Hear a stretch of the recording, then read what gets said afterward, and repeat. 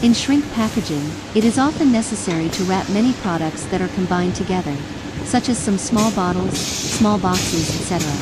However, due to the automatic feeding, they will be scattered during the transporting process, thus affecting the packaging result.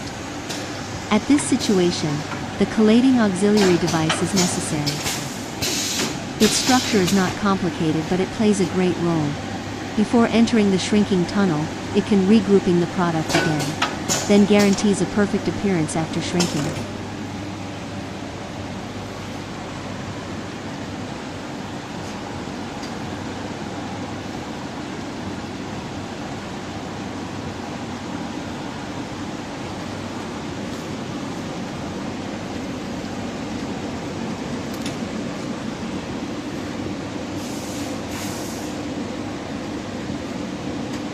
For some products with higher automation requirements, in addition to this collating device, we have also designed an automatic feeding system for interfacing with the front-end production line, like the swing arm feeding and distributing structure shown here. Together with the pushing system, completes the packaging of 2x3 equals 6 per bundle, plus the collating structure in the middle, that perfectly completes the whole automatic shrink packaging process, especially suitable for combination packaging for promote sales.